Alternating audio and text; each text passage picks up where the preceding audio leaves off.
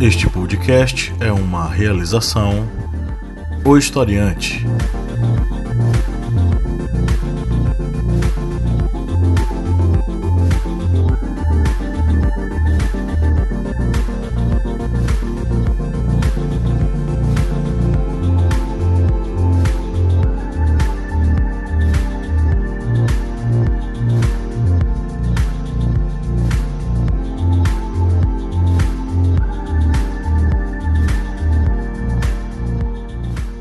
Olá, historiantes, bem-vindos a mais um podcast. Eu sou o professor Paulo Magalhães. Estamos aqui mais uma vez para trocar uma ideia com vocês sobre mais um tema que pode possivelmente cair no Enem.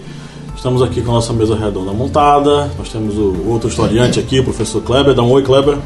E aí, galera? A Lídia Verônica. Olá. E o Márcio Fabiano. Olá, que tal, historiantes?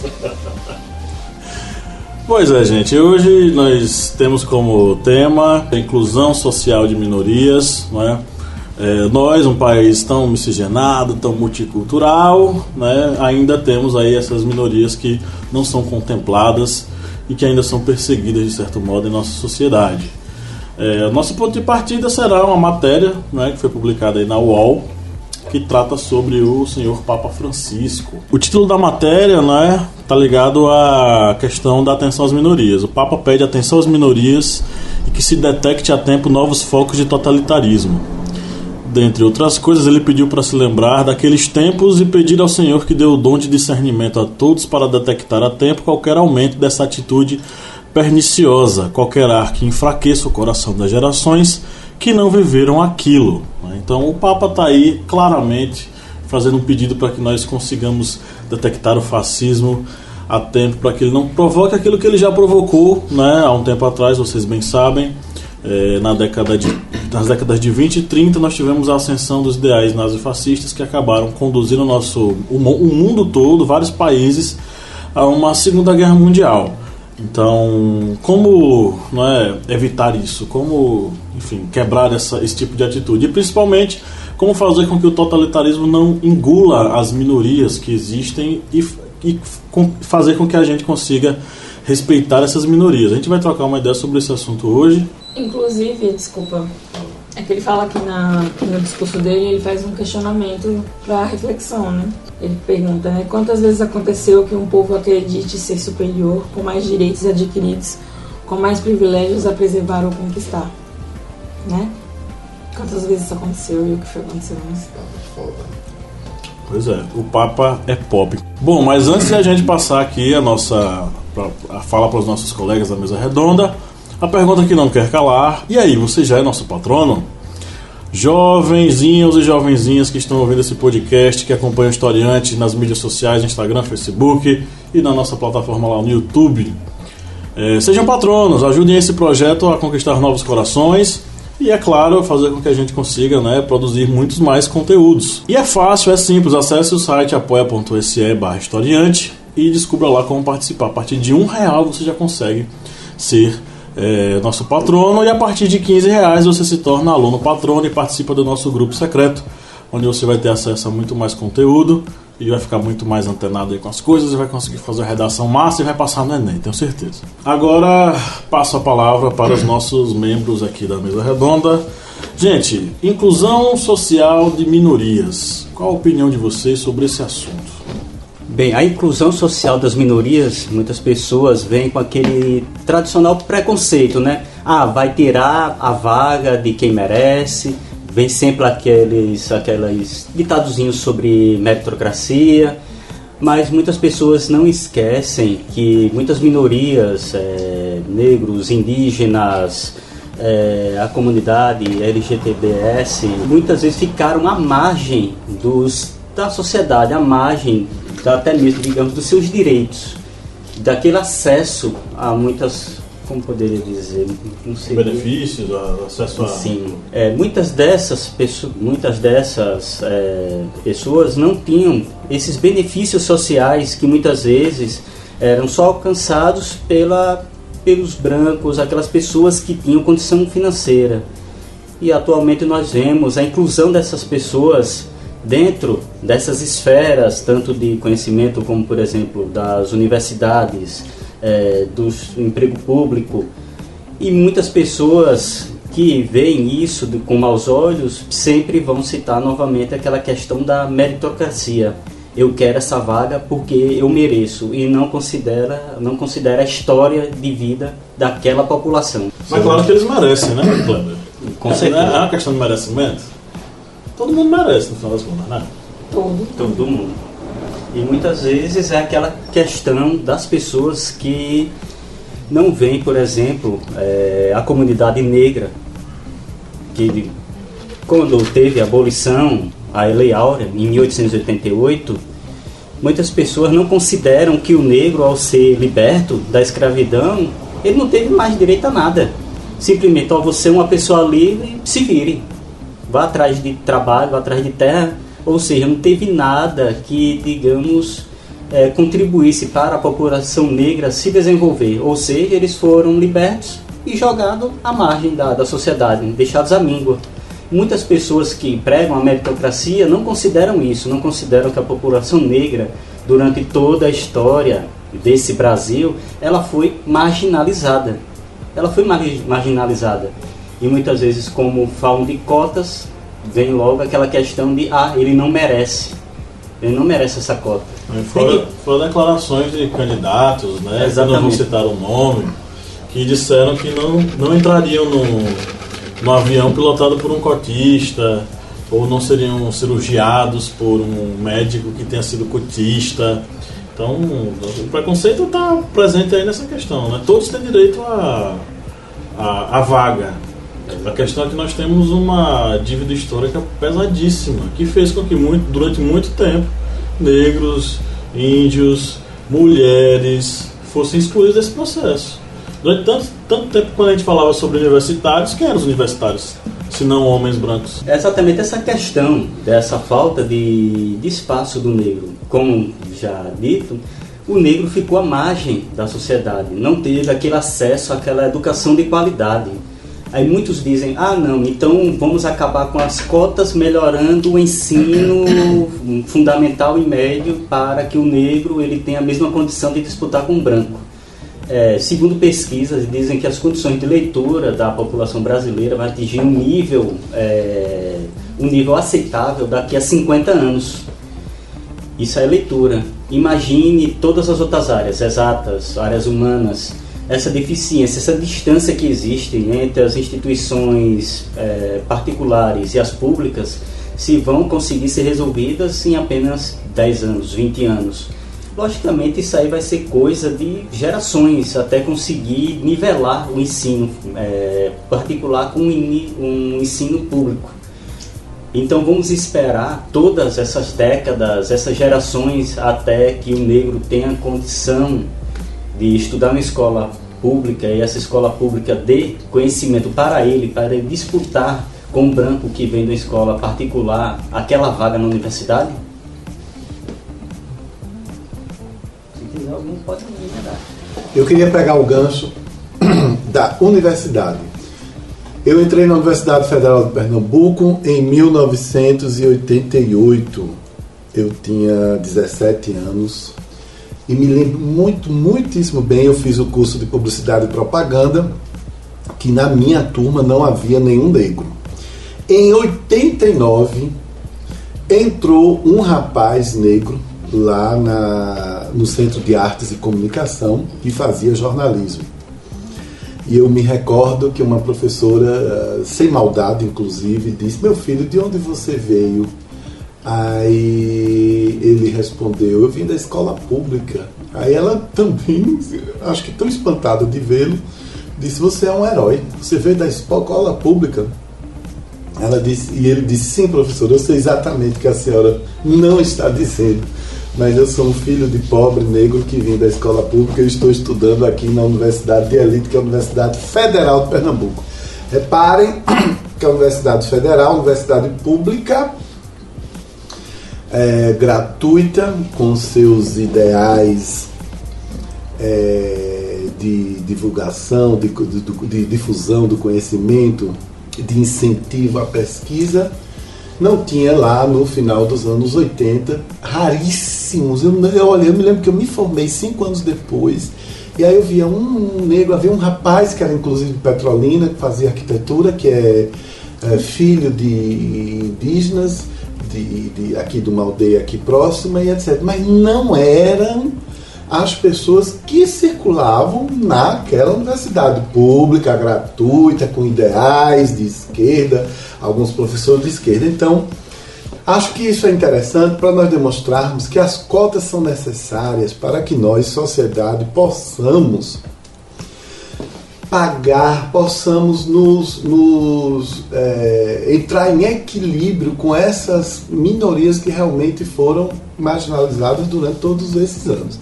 E aí eu me recordo também que voltei recentemente à UFPE, tem uns 5 anos que eu fui buscar um documento meu, lá entrei no Centro de Arte e Comunicação e o Centro de Arte e Comunicação era outro. Já era um centro, eu me lembro que eu passei um dia inteiro lá, almocei lá, quis ficar por lá, ela tá olhando, observando, e eu observei e disse, realmente agora tem muito mais representatividade. Não sei quantos alunos daqueles não tinham como medir, como conseguir esse número, não sei quantos deles eram cotistas, mas eu associei imediatamente, certamente as cotas devem tê-los ajudados a entrar.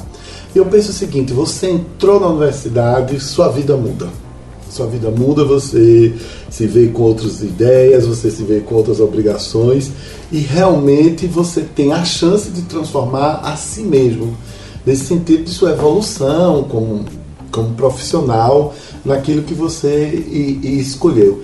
Eu acho, pessoalmente, que lei nenhuma resolve de imediato uma injustiça. Entendeu, professor Kleber, professor Pablo, minha amiga Lídia? Não é a lei que resolve uma injustiça. A lei auxilia a resolver. E aí vou contar uma outra história. Quando eu morei como estudante de intercâmbio na Califórnia, e havia na empresa que eu trabalhava, que era a rede Walmart, uma série de políticas e normas para nós funcionários, informando que nós deveríamos respeitar todas as etnias, todas as orientações sexuais e tal. Mas isso não tira automaticamente de qualquer um daqueles funcionários da minha época o seu preconceito. Me recordo que almoçando com uma moça que era da Filipinas, e ela me contando com muito desprezo, com muito preconceito, o problema que ela tinha passado com uma consumidora negra. E ela, no final, ela disse, você sabe que esses negros, eles são muito sonsos, foi a palavra que ela utilizou. E aqui no Brasil, recentemente, teve aquele caso que tomou repercussão nacional, que foi o do William Vac, né, gente? Sim. Exatamente. Inclusive não foi nem ao vivo, foi o cara que estava filmando, soltou aquela gravação do William Vac se organizando, né? Aí alguém lá no fundo passa buzinando. Aí ele vira para o entrevistado e diz, sabe o que é isso aí? O entrevistado, não, o que? Isso é coisa de preto. E começou a rir, aquela risada. O William Vac parece um vampirão, né? Ele parece o Temer. Certo. Ele parece um Drácula, ele fica... Uma mistura de Serra com Temer. Uma mistura de Serra com Temer. E ele dá aquela risada dele. Então, assim, o racismo brasileiro, ele é bem velado. Ele está presente em todos os níveis da sociedade, mas ele tem encapilarizado com a ideia de que no Brasil não tem preconceito. Eu chamo fulano de neguinho, eu chamo fulano de preto, eu chamo fulano de viado, porque nós somos amigos e tal.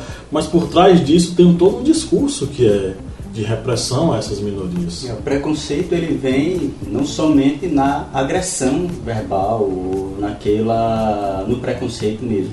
Ele vem velado, como o professor Pablo diz aqui, em coisas sutis. Vem na piada, ele vem no apelido, ele vem na música. Ou seja, ele não vem exposto na cara, mas ele está presente no cotidiano das pessoas. De alguma forma, discrimina. Porque são atitudes, né? Quando você exclui, quando você afasta alguém, seja deficiente, negro, gay, enfim. Eu acho que é muito mais nas ações que a gente fala do que nas palavras que ficam lá dentro, guardadas, né? Naquela...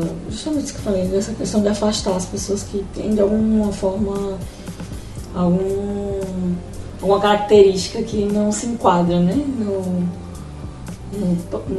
na visão geral, assim, de perfeição ou de normalidade, enfim. O brasileiro, ele carrega nas atitudes a discriminação, né? Muitas vezes não verbal, mas no mercado, no trânsito, na fila do pão, dentro do ônibus, né? Enfim, existe toda essa discriminação velada. Isso. Que é diferente do preconceito norte-americano, principalmente o racismo. O racismo norte-americano, ele tá na cara, inclusive tá na pele. Você não encontra, por exemplo, você encontra, só que com menos frequência, o indivíduo híbrido, aquele que é mestiço, sabe? Você não encontra lá com tanta frequência. Você vai encontrar brancos, você vai encontrar negros. Isso é fruto de um processo de segregação racial muito antigo. Quem trata sobre esse assunto é o Roberto da Mata, num livrozinho que ele escreveu, que é acessível para todo mundo, que é O que faz o Brasil Brasil. E ele identifica essa diferença entre o racismo brasileiro e o racismo norte-americano. Como você falou, é o racismo velado, que não é escancarado. Não só racismo, é todo tipo de preconceito. Isso, exatamente. Que é travestido de não, eu aceito e tal. O norte-americano é na cara, joga na cara. O negócio bem... é o seguinte, eu não gosto de você, mas fazemos parte do mesmo país. Então, né? Então, assim, é uma coisa muito mais aberta, escancarada. No Brasil a gente tenta travestir, porque a gente quer dar aquele jeitinho nosso, malandro e tal. E, sabe? Eu vou contar uma coisa assim, bem triste que aconteceu comigo em 2007, quando eu entrei na faculdade. Fazer faculdade lá em São Paulo. E aí eu comecei a notar que no mercadinho da faculdade, na biblioteca, muita gente surda e deficiente motora, né? E daí eu perguntava, por que tá aqui? Não no sentido discriminativo, assim, né? Mas acabava sendo, né? Porque eu me chocava, assim. O pessoal, eles geralmente ficam tão escondidinho lá no cantinho deles. Por que a menina tá embalando? Por que o rapaz que é surdo tá me atendendo aqui na biblioteca, né? Era um questionamento que na minha cabeça não era preconceituoso, mas de alguma forma era, porque me incomodava, porque me chamou minha atenção. Era um tipo de discriminação. Daí o pessoal, a política dentro da universidade era a inclusão. Aí os superiores deles chegavam e explicavam pro pessoal, gente, inclusão, ponto. Inclusive é lei, né? Toda empresa tem que ter uma cota, não sei qual é a cota, 1%. Dependendo da quantidade de funcionários, você tem que ter uma quantidade uma porcentagem de... E não só de deficientes, né? Mas de aprendizes também, que também existe, né? O preconceito no mercado com gente que está começando. Então existe todo tipo de preconceito. E são minorias que devem ser, né? Como é que se pode dizer? Alcançadas de alguma forma pela sociedade. Isso aqui é o triste. Imagina, a empresa ela contrata, só que ela só contrata especificamente porque está na lei que ela tem que contratar, senão ela é multada. Agora, se não fosse dessa forma, será que existiria? Mas é isso que eu falei. Eu acho que a lei serve para alertar, para poder empurrar, alavancar. Mas o que vai resolver o preconceito mesmo é a educação, é a convivência, essa obrigação que a gente tem de enxergar o outro. Isso daí, sem dúvida. Essa questão do preconceito americano, eu lembrei um trecho do filme Oito Odiados. Quentin Tarantino. De Tarantino. Exatamente, numa parte do filme, vou dizer rapidinho, um dos personagens diz, aqui tinha uma placa aqui nessa parede, que ela dizia, nós não aceitamos cachorros e mexicanos. Ou seja, é um preconceito que não era, digamos, velado, não, é aberto. Escancarado. Cara, eu quando teve um processo de inclusão de negros na escola regular norte-americana. Gente, pessoas iam para as ruas com placas. Queremos que nossa escola permaneça branca. Nós não queremos que essas pessoas entrem aqui. Entendeu? Em nosso país, a elite branca não estava na escola pública. Ela estava na escola particular. E permaneceu na escola particular. Entendeu? A escola pública sempre foi relegada às classes menos favorecidas e pretas do nosso país. Então, assim, Distancia ainda mais. Entendeu? Eu vi um vídeo na internet, eu não lembro qual foi o canal, perdão. Mas era um jovem, eu acho que é Natal. Ele, brincando, né? Ele Natal, é negro, Rio Grande do Norte. Ele brincando, ele negro, ele falando, adoro sair de moletom na rua. Olha, aí começou a filmar. Todo mundo que me aproxima, ó, tô com a mão aqui dentro do bolso. Ó, a senhora ali puxando a bolsa pro lado dela. A menina vinha na minha direção, mas me viu com a mão dentro do casaco, já partiu pro outro lado da rua. E ele filmando. O pessoal não falava, o pessoal nem olhava na cara dele. Já se desviava, já se protegia. Passavam já assim, fechando o olho, porque ele ia assaltar. E ele ria pra se acabar, porque ele até falava assim, brincando, né? É só uma diva passando aqui na rua. Por favor, respeitem a princesa. E brincando, né? Só tô de moletom, gente, e tal. E daí ele mostrou, né? Assim, de forma explícita, o preconceito velado, né? O pessoal, assim, inconscientemente já estereotipou o bandido, né? Exatamente. Então, assim, tá de casaco negro, vindo em minha direção, eu tô de bolsa. Eu sou o máximo, eu tô de bolsa, não esconder. Isso me lembrou outro vídeo, que é um cara fazendo narração de uma abordagem de um policial numa favela.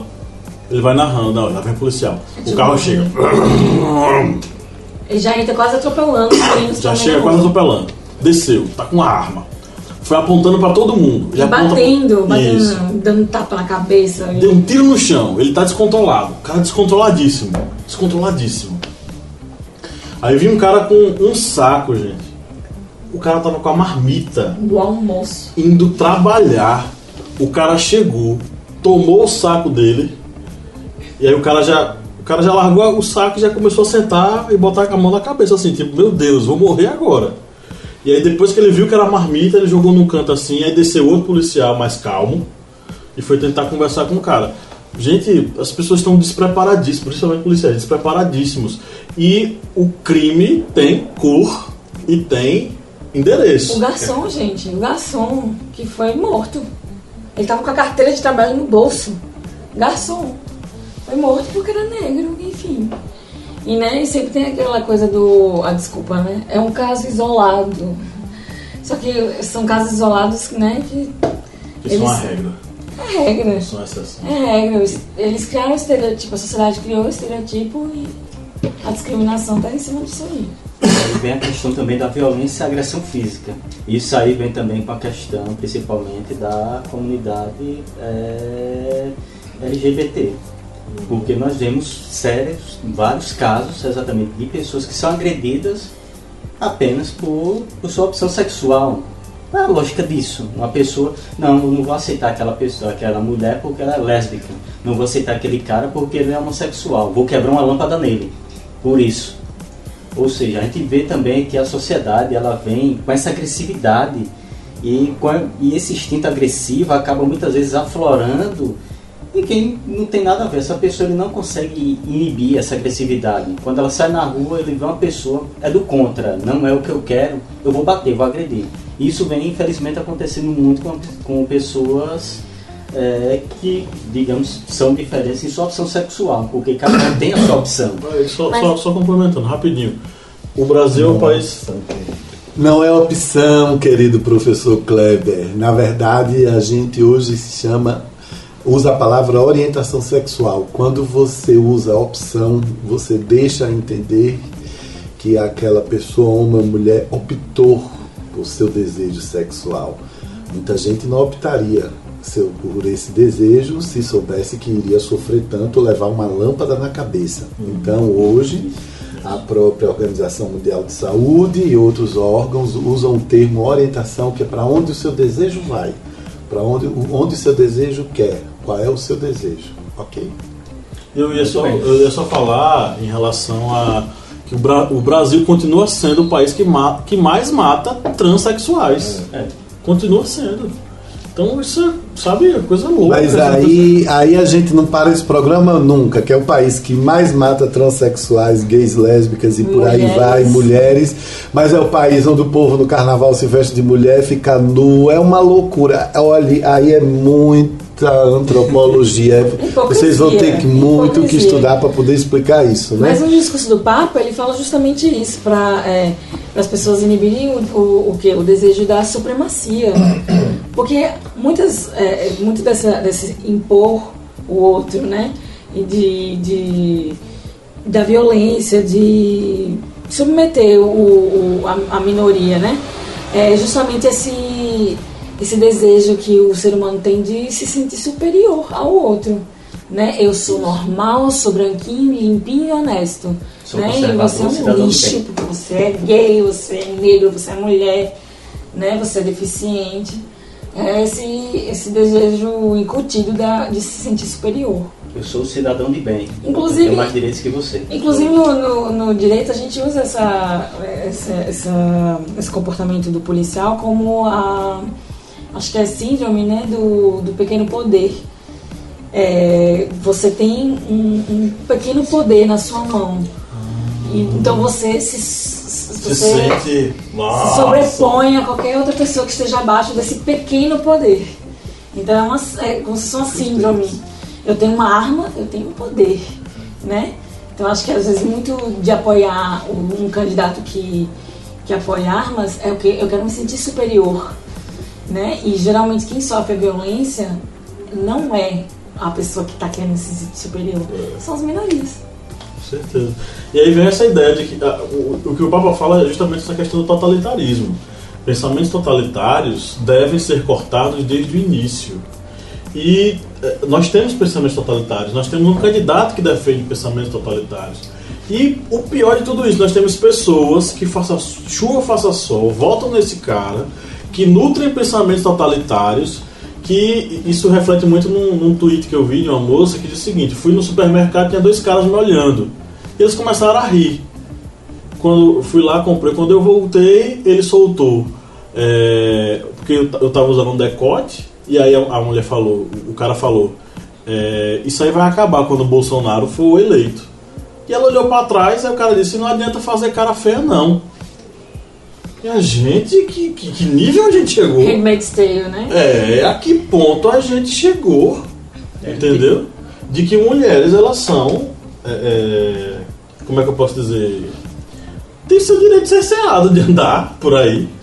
Inclusive com ameaça desse tipo. Não, e a certeza, o fascismo é tão absoluto, né, que ele já tá certo de que isso aí vai acabar. E como se isso agredisse ele de alguma forma, né? Só porque ele se sentiu excitado. Pois é. Ele não consegue exercer nem a masculinidade dele livremente, né? Pois é. Incrível. Vamos ter aí a Bolsa Burca, viu? Bolsa Burca. Isso aí lembra aquele paradoxo da tolerância de Karl Popper, que uma nação, ela pode ser tolerante, mas ela não pode admitir a intolerância.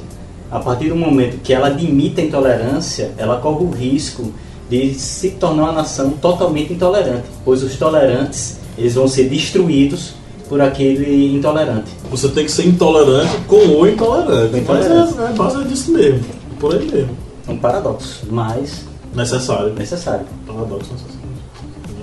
Então, assim, quando a gente fala sobre minorias, a gente está falando sobre uma série de minorias aqui no Brasil. Especificamente, talvez seja o nosso foco aqui a gente falar sobre deficientes, negros, a comunidade negra, mulheres e a comunidade LGBT. Inclusive, eu acho que foi tema de redação, né? Os deficientes. Teve um ano aí que foi acessibilidade. Isso, acessibilidade.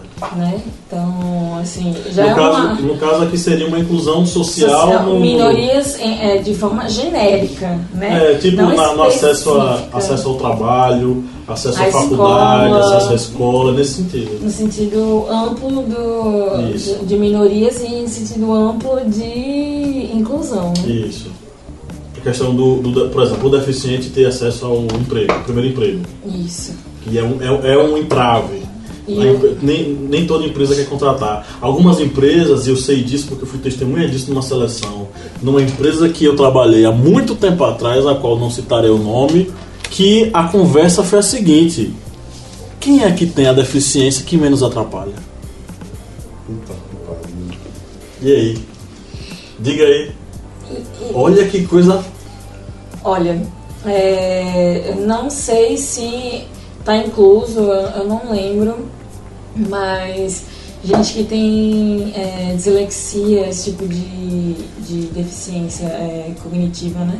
Não, cognitiva não, É cognitivo. Disléxico tem a deficiência cognitiva. Aquele que tem déficit de atenção, né? TDAH. Isso. Não se incluem. Embora algumas empresas contratem com o diagnóstico, justamente porque a deficiência é menos, como eu posso dizer, aparentemente atrapalhável. É menos atrapalhável. Mas, gente, isso é o cúmulo do mau caratismo, Do gente. mau caratismo mesmo. Você fazer uma seleção, você vai contratar um deficiente. Você é obrigado a contratar esse deficiente. E aí você senta com a equipe pra e diz: escolher quem é melhor. Vamos ver quem tem a deficiência que menos atrapalhe. E eu lembro, inclusive, que na época entrou uma moça que ela não tinha nenhuma deficiência aparente. Ela tinha deficiência na mão. Não aparente e que não atrapalhava, por exemplo, o manuseio dela dos cartões e tal, essas coisas. Enfim, olha que coisa escrota. Olha que coisa escrota. Eu acho que eu ouvi um palavrão. Isso, você ouviu um palavrão, mas... Fábio tá com a boca suja. É porque é uma coisa absurda, gente. É uma coisa absurda. Entendeu? Então a seletividade de acordo com a possibilidade de não atrapalhar o serviço. Você lembra lá em Salvador, do menino que atendeu a gente? Que eu, calma, vamos lá. Que eu falei que eu acho que ele tem... Ele ficou com déficit de medo, atenção. ele ficou pensando: meu Deus, ela vai falar com o Ele não gerente. conseguia gravar o nosso nome, ele não conseguia escrever direito, né? Assim, ele errava muito. Ele não conseguia prestar atenção no que ele estava fazendo, tu lembra? Eu falei: calma, vou te ajudar, fez a caneta, vamos lá. Né? Porque eu acho que foi teste de inclusão. Eu tinha uma colega que trabalhava numa loja, ela tinha déficit de atenção. Falava aqui com ela, em 30 segundos ela já esquecia. Não, e ele era apresentável, menino, novinho, bem novinho. Por isso que eu acho que a empresa pegou ele. Ele tem uma deficiência, vem, tem um diagnóstico. Já entra na cota, Só que aí ele não sabia atender. Ele não conseguia atender. Porque ele não conseguia lembrar nem o que ele podia fazer. Lembra ele? Eu não sei se eu posso fazer isso, peraí. Aí ia lá, me perguntava: posso? Então. Aí e se você tem? Tem, não sei. Aí ia lá, não era? Toda hora, indo e voltando pro caixa. Essa colega, Só porque ele não era deficiente, aparentemente deficiente. Até porque, assim, ele ficou com medo porque ele transparecia assim, tipo, e se ela falar com o gerente? Eu já perdi meu emprego, entendeu? Porque eu não soube atender, eu não fui capaz de atender. Ele tava nervoso num nível diferente do principiante, entendeu? Era mais no de eu não deveria estar aqui, né? O bichinho. Deu muita dó, porque ele se viu numa situação assim, e quem tem déficit de atenção sofre bastante com essa questão da pressão, né? Que foi a questão da mala, não foi? Foi. E aí ele ficou: meu Deus, e agora? Tipo, uma etiqueta. Ele precisava encaminhar a gente pro check-in e ao mesmo tempo ele precisava atender as minhas necessidades no momento. Ele ficou nervoso porque... Ele não conseguia informar nada. Parecia que ele não sabia nem o que ele estava fazendo ali, tadinho. Mas ele muito até feliz, a caneta, ele: então põe aí, eu coloquei, escrevi, né? Aí ele: não, toma a caneta sua. Eu levei a caneta. Essa colega, nervoso. Nervosíssimo. Essa pessoa que eu conheço, ela fazia isso. Quando ela ia atender, era a loja de presentes, ela colocava os presentes logo em cima. E pouco tempo já esquecia, assim. Se você pedisse alguma coisa, ela fosse fazer outra coisa, ela voltava e perguntava. Eu entendo. Mas isso também está ligado tanto à possibilidade dela ter algum tipo de deficiência, mas também ao nervosismo dos atendimentos. Eu tenho uma pergunta para fazer. Não, segura que vai. Eita, começou. Isso que é na faca. Na mão de Deus. Já começou. Segura A mão na faca. na mão de Deus. No chão. Vamos para as perguntas dos... Vamos agora para as perguntas dos nossos historiantes queridos lá no Instagram. Ah, é? Então tá. Aí, então tá. Ah, é? Então? Ah, é? Então tá. Vamos lá, primeira. De Eduardo Duarte. Diz o endereço todo ou só o nome mesmo? Diz o arroba dele. Vou dizer o todo. Eduardo Duarte 619. Materialismo histórico do Brasil e seus preconceitos. Ascensão identitária e identitarismo como intervenção. Ok, essa pergunta, eu acho que ele meio que simbolou para colocar. Porque ele está falando sobre materialismo histórico, ele está falando sobre marxismo. Será que ele está querendo dizer que o próprio marxismo ele tem uma espécie de preconceito com a questão das classes sociais? O que eu entendi é que no materialismo histórico, ele acredita que as classes sociais, você pode até me corrigir, professor, também, já que você é o mestre general, comandante supremo, somos apenas servos da sua inteligência. Dentro do materialismo histórico, se considera que as classes sociais, elas são manipuladas pela elite, pela burguesia. A burguesia, ela acaba inserindo na mentalidade da pessoa, tipo, por exemplo, no período medieval, em que o senhor feudal e a própria, digamos, religião e cultia colocava na mentalidade das pessoas de que o camponês era daquele jeito porque Deus quis. Ou seja, isso acabou criando todos os estratos sociais. Mas tem outra questão. Eu acho que foi isso que ele quis dizer. Possivelmente, mas também tem outra coisa. O marxismo, ele não considera a luta das minorias. O marxismo considera a questão da classe proletária. Aí, tipo, a luta das mulheres, a luta dos LGBT são lutas secundárias, que podem esperar. O que não pode esperar é a luta do proletariado, entendeu? Então talvez seja nesse sentido que ele esteja falando, sobre o fato de o marxismo e o materialismo histórico eles não levarem em consideração as lutas das minorias, que elas fossem secundarizadas e a luta do proletariado é que seja a principal. Pode ser sim. Que aí sim, se for nesse sentido eu concordo, porque aí você desconsidera a luta das mulheres enquanto luta de classe. Você considera essa luta secundária diante da ascensão do proletário. Isso, que é a questão muito maior, entendeu? Talvez seja nesse sentido. E essa questão da ascensão identitária seja, de fato, são várias identidades que estão querendo relevância no país, no Estado, na sociedade. E isso, de fato, faz com que exista esse atrito entre as classes. Nosso amigo deu uma olhada assim, esses dois marxistas não se salvam. Manda a próxima aí. Esse bicho é marxista. Sem comentar, no comments. Aristocrata. Sim, falido, mas aristocrata. Tem aqui de underline BR Paiva. A educação é o começo para se ter uma boa sociedade. É que a gente se bate na mesma tecla aqui, né? Tudo começa lá na educação. Se você discute isso desde o começo, né? Se você introduz isso na educação lá no começo, no caso aqui seria a empatia, né? Pelo outro, essa questão do conviver socialmente, talvez a distância fosse menor, né? Entre todas as classes, minorias e, enfim, os privilegiados. A educação é falha em enfatizar que existe racismo, que existe deficiências, né? Falar sobre a deficiência, o que é aquela deficiência, né? Assim, educar a população principalmente no começo da vida, para as desigualdades que eles vão encontrar no meio do caminho, né? E aí, quem sabe, incentivar a empatia para ali, né, viver em igualdade socialmente falando. Uma escola inclusiva. Uma escola inclusiva. Exatamente, meu sobrinho que se aprenda a inclusão desde o início. Sim, meu sobrinho ele tem autismo, né? E na verdade é Asperger. E é espectro. Isso. E aí, onde ele estudar, né? Porque não existe uma escola só para autista. E mesmo assim, se existisse, ele nunca ia conseguir viver em sociedade com mais ninguém, porque Sim, vários autistas juntos sem querer interagir. Ninguém interage, ou seja, nem com a gente ele conseguir mais, né, conviver. Mas enfim, colocou-se ele numa escola normal, ele já lia antes de falar de conversar com a gente, ele já lia.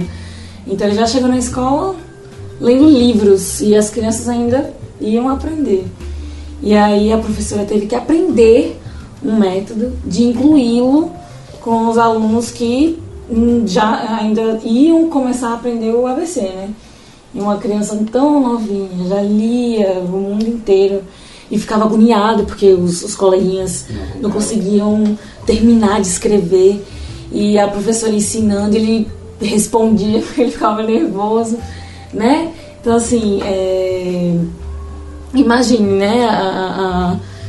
Para ele eu acho que era pior do que para os outros alunos, né? Ter que enfrentar tanta gente que estavam iguais entre eles e ele, apesar de estar lá na frente, ele era muito diferente dos outros alunos, né?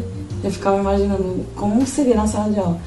Enfim, a professora foi, né, aprendendo métodos de incluí-lo nas atividades, dando a ele responsabilidades, enfim, tentando fazer com que ele socialmente se envolvesse com os outros alunos que, embora tivessem atrás dele, né, na questão do conhecimento, em maioria eles estavam todos juntos.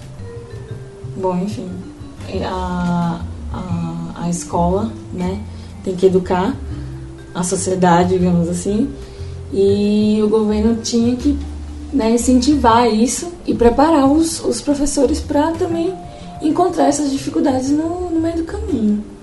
Exatamente. Beleza, vamos para mais uma aqui, da nossa parceira aqui, Valéria Adriano. Valéria que já está merecendo um prêmio, né, pelas suas grandes participações. E são participações muito boas, vamos pensar no prêmio. Sonho. O sonho para a Valéria.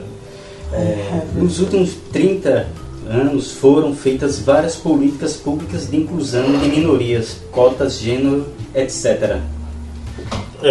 Realmente, os últimos anos foram anos de processo de inclusão. Quem diz que não, quem diz que foi um processo de atraso, está mentindo. Estava congelado. Estava congelado, não acompanhou os últimos acontecimentos de pessoas terem cada vez mais acesso à educação de ensino superior, a própria educação básica nos últimos anos melhorou e muito, gente. A questão da institucionalização dos IFES. O que são os institutos federais, gente? Os institutos federais são essas escolas que estão oferecendo uma educação ainda melhor para determinadas pessoas, entendeu? Claro que não chegou para todo mundo. É um processo de universalização. É um processo que já terminou? Não. É um processo que durante anos vai ser uma coisa que não vai ter fim. Agora, nós atingimos muito mais gente através disso. E as cotas, tem gente que critica, tem gente que diz um bocado de coisa, mas as cotas elas atuaram de forma positiva nesse processo. E existe também todo um processo até chegar, né, a entender as necessidades dessas minorias. Existem conferências para isso, pessoas se reúnem para discutir isso. E existem tratados de políticas públicas para essas minorias. Não é simplesmente o governo, tá sobrando dinheiro, vamos, né? Gente, existe um estudo, existe um planejamento, mas existe também uma pesquisa, né? Busca-se entender, né, a necessidade daquele que está se sentindo excluído de alguma forma. A gente citou vários aqui, mas tem os idosos também. E hoje os idosos também estão recebendo, né, um pouco mais de visibilidade no mercado e respeito também, né, na sociedade. Enfim, tem muitas minorias, gente, muitas, assim, é porque como a gente não é essas minorias, né, a gente não vai entender nunca porque existe essa necessidade de incluí-los. Eu posso fazer uma pergunta íntima? Você se considera uma das minorias?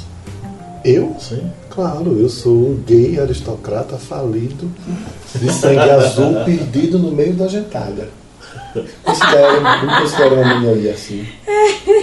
E dentro desse contexto todo, você se sente contemplado com o que já vem acontecendo na sociedade? Aí nós temos uma outra coisa que nós devemos debater e trazer à tona sempre. Eu, embora seja um homem gay, eu não precisei de cotas, eu não sofri uma marginalização para poder crescer profissionalmente, porque eu sou filho de uma família classe média e por acaso eu sou branco. Isso a gente sabe pelo avesso, né? A gente acaba descobrindo pelo avesso. Por exemplo, se eu tiver com uma pessoa de pele mais escura no ônibus, indo daqui para Petrolina, tiver uma batida policial, a chance do cara mais escuro ser investigado, não, ser revistado com mais força e com mais desconfiança é maior do que a minha. No caso, porque minha tez é branca, minha cutis é clara, meu olho é claro e tudo mais, embora por parte de meu pai nós sejamos negros, mas nós nascemos. Isso é sem dúvida nenhuma, eu já passei por isso diversas vezes. Inclusive de policial, eu já passei num bar aqui em Juazeiro, a polícia chegou e disse todo mundo encostado com a mão na parede. Quando eu fui me levantar para encostar, o soldado disse, não, você não, pode continuar bebendo. Que beleza. Aí quando eu volto para trás e olho para os outros tinham todos tem mais escuro do que a minha, tem esses famosos estereotipos. Então, como homem gay, evidentemente a gente sabe que nós temos um olhar diferente da sociedade, mas o fato de ser branco, de ter estudado em universidade, de ter informação, de saber me defender, de saber argumentar, me faz realmente menos sofredor do que os outros. Você falou aí dessa questão da polícia. Tinha um aprendiz na empresa que ele era negro, ele é negro, e daí ele contando que muitas vezes ele evitava caminhar num determinado horário da noite num bairro, porque ele sabia que ia ter viatura. E se ele via viatura, ele ia ter que ser revistado. E daí ele falou, ontem à noite eu fiquei chocado. Eu vi uma viatura, eu tava com um amigo negro e eles não pagaram a gente. Ele ficou tipo, né? Ele, caraca, ontem não pagaram a gente. Tá com os brancos? Não, ele tava com um amigo negro, era esse espanto dele. A gente viu a viatura, a gente hesitou, tá com carteirinha da gente, então vamos, né? Mas aí não foram revistados, passaram pela viatura e tranquilo, os policiais de lá de fora, não fizeram nada. E daí ele tava tipo comemorando, caraca, ontem encontrei uma viatura no meio da rua e não me revistaram. É complicado. Aí ainda tem gente que diz que essa questão das cotas é mimimi, porque os negros têm que trabalhar tanto quanto os brancos para chegar onde estão. Meu Deus, se os brancos estão onde estão hoje na nossa sociedade, isso não foi fruto de meritocracia, foi fruto de exploração, fruto de escravização, fruto de pisar em cima de ombro dos negros para chegar onde eles quiseram chegar. Entendeu? Exatamente, é aquela questão da Lei Áurea que só deu liberdade, não deu igualdade. Se bem que ainda há alguns historiadores que apontam que existia um projeto de lei que ainda ia ser votado, só que não deu tempo de ser votado porque o Império caiu. Mas a Constituição de 24, né? A primeira Constituição? Sim. Na Na verdade ele teve uma em 23. Depois de 23 não foi para canto nenhum. É porque foi ali baseado nos ideais franceses, né? Igualdade, fraternidade, liberdade, igualdade, fraternidade. Na verdade as constituições da época todas eram... A ideia da igualdade era, teoricamente, era fazer todo mundo igual, né? Desde lá no começo da Constituição. Mas... É porque é a igualdade do liberalismo. A igualdade do liberalismo é assim, todo mundo igual, menos negro, entendeu? Pobre. Mas aí exatamente, aí vinham as leis que toda lei discrimina. Toda lei discrimina. Né? Então, por mais que a Constituição dissesse que todos são iguais, né? Perante a lei, as leis vinham discriminando. De Gui Bispo Silva. Gui Bispo, inclusive, que participou do podcast anterior. Um sonho para ele. colonização exploratória que ocorreu no Brasil. A gente meio que falou sobre esse assunto aqui. Por que existe hoje a supremacia dos brancos na nossa sociedade em cima dos negros, gente? Porque durante séculos os brancos viveram aqui tendo como base a mão de obra escrava dos negros escravizados, entendeu? Então, não dá pra gente falar sobre o negro tem que trabalhar tanto para chegar aonde o branco chegou. Não, gente. O branco chegou onde chegou porque pisou em cima de ombros de negros. Pisou em cima, inclusive ainda deu uma arrastada assim na sola do sapato para sair sangue. Entendeu? Foi isso que aconteceu. A gente lembra também, inclui aí a própria população indígena. Sim. Que são quase anônimos em nosso país. E outra coisa, sobre as cotas, né? Você falando aí dos indígenas, estava esperando para poder falar. Meu amigo, ele nunca conseguia a cota indígena porque era muito pequena.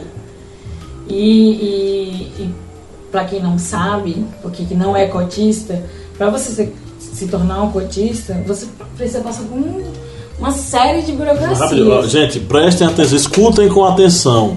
Pessoas que não sabem como é que esse negócio funciona. Escute como é que ele funciona antes de você chegar aí por aí dizendo que tem gente roubando cota de branco, ok? Tem, gente, não tem. Branco concorre com todo mundo e negro só concorre com negro. É simples, é fácil. E na verdade eu ainda acho que a cota ela é mais discriminativa ainda, porque ela reduz, né, o número talvez de negros que possam ingressar numa faculdade. Se o negro resolver como é que fala, competir entre eles apenas, e só tem 5 vagas.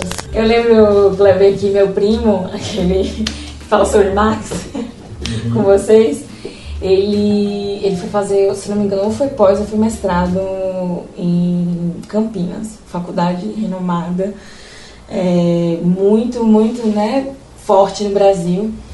E daí ele só podia passar, se não me engano, 12 alunos ou 10 alunos para esse tipo de diploma.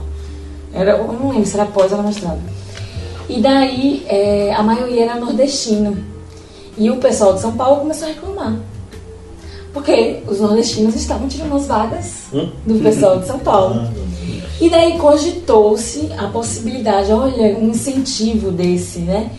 Dos 12, 4 serem nordestinos. Ai, meu primo, peraí, vocês estão limitando as vagas. Vocês não estão fazendo a gente, isso não é cota. Porque a maioria aqui dentro dessa sala é nordestina. Vocês, na verdade, estão afunilando, né, o nosso ingresso aqui. Vocês não estão...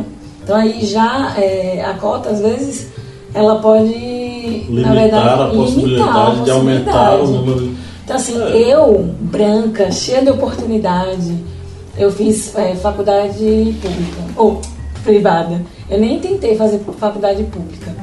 Mas eu, se fosse estudar, parar para o Enem, e, enfim, eu pensaria assim, eu tenho que ser menos medíocre, né? E eu acho que as pessoas devem se sentir motivadas, né? De ter tanto privilégio, poder ingressar e concorrer com todo mundo, né? Tipo, eu pensaria assim, um incentivo a ser menos medíocre. Mas de todo modo, assim, mesmo a cota ela não sendo representativa da população negra como um todo, ela auxiliou ao aumento da população negra na universidade. Tanto que se você for pegar dados o que eram os universitários nos anos 90, eram brancos em sua esmagadora maioria. Hoje, se você for para essa mesma universidade, você vai ter uma presença de uma comunidade negra muito, muito maior. E também a presença dos indígenas, porque também... E porque também as notas de corte dos cotistas são diferentes, não? Eu não sei dizer. Se não me engano, são mais altas as notas de corte. Para cotista. Para cotista, sempre eles estão alta. Não sei. Eu sei que meu amigo, tadinho, o pai dele é filho de índio, eles são índios, eles têm as características, né, todas indígenas. Ele não conseguia, porque o número de vagas para indígenas eram poucas. Os indígenas que sempre fizeram parte desse grupo marginalizado na nossa sociedade.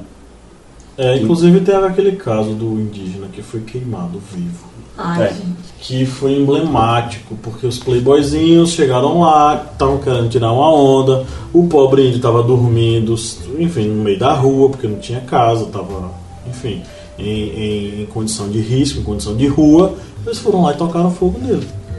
Então, isso foi um caso emblemático no Brasil. Uma maldade sem fim. Pois é, então, é uma coisa a ser pensada. Mas é o quê? Ele deve se sentir superior, né? Claro. Começa daí. E na verdade a gente tem uma classe média que se acha superior. Uma classe média que acha que manda nas coisas. Não tô posso falar não. Você tá apontando aí, mas eu também sou, então. Aqui temos um aristocrata. Eu pelo menos não faço meu discurso de meritocracia, então. A classe Vai pra média próxima elevada, classe média alta, quase no topo da Essa pirâmide. cerveja vermelha, seu comunista. Deixa eu só... De de Vinícius BGs. Bigis. Bidis. Eu pensei totalmente nisso. Mas aqui é só um é. Só um é, não é BGs. Será que ele não é fã do Bidis? E Já tinham roubado essa conta. E já tinha um Bidis. Meios para combater o fanatismo político e ideológico que tanto atrapalha a nossa sociedade em vários aspectos. Lídia está sempre falando, o principal meio é a educação. O meio para se combater o fanatismo é você conseguir provar, você conseguir atuar, conviver no mundo onde um dos grandes aliados desse fanatismo são as fake news. Um dos grandes aliados desse fanatismo é a completa ignorância. Ou seja, procure entender o sentido, procure entender os conceitos de capitalismo, de comunismo, de nacionalismo, de nazismo. Não fique achando que a primeira informação que te dão, seja de que lado for, é a informação correta. Hoje em dia é tão mais fácil para a gente ir atrás das raízes das palavras, das raízes desses conceitos, das raízes desses movimentos políticos e sociológicos que tem no mundo, gente. Pelo amor de Deus, é muito mais fácil hoje. Coloca aí, você que é da geração da tecnologia, você não sabe reconhecer uma fake news, você não sabe reconhecer quando uma imagem está deturpada. O que é isso? Onde é que você vive, né? Quer dizer, nós precisamos que a embaixada da Alemanha no Brasil viesse a público explicar que nazismo nunca foi de esquerda, muito pelo contrário, os esquerdistas do nazistas foram logo expurgados por Hitler e sua turma.